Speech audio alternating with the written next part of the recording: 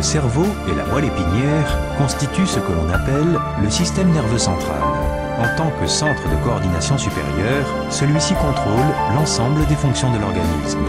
Outre les fonctions végétatives de régulation de la circulation, de la respiration et du métabolisme, le système nerveux central commande les mouvements musculaires. Les liaisons neuronales entre les différents muscles et organes et la moelle épinière constituent ce que l'on appelle le système nerveux périphérique. Les fibres nerveuses ascendantes et descendantes quittent la moelle épinière de manière segmentaire et s'étirent à travers les vertèbres jusqu'à la périphérie où elles se rassemblent pour former des voies nerveuses complexes.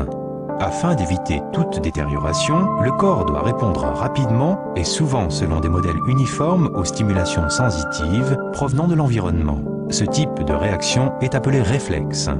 Les impulsions douloureuses, stimulées par exemple par les récepteurs thermiques, sont ainsi transmises l'une après l'autre, en quelques fragments de secondes, le long des fibres nerveuses jusqu'à la moelle épinière.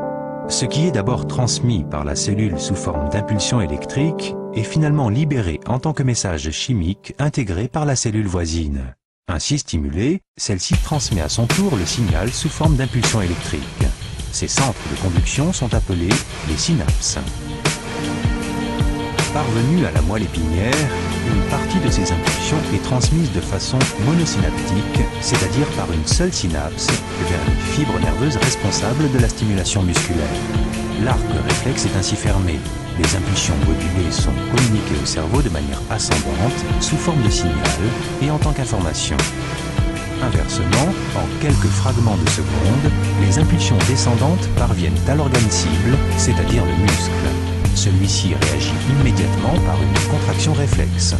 Le sujet retire alors brusquement sa main de la source de chaleur avant même que l'événement n'ait été perçu par le cerveau. La réaction ne se produit ici que de manière différée.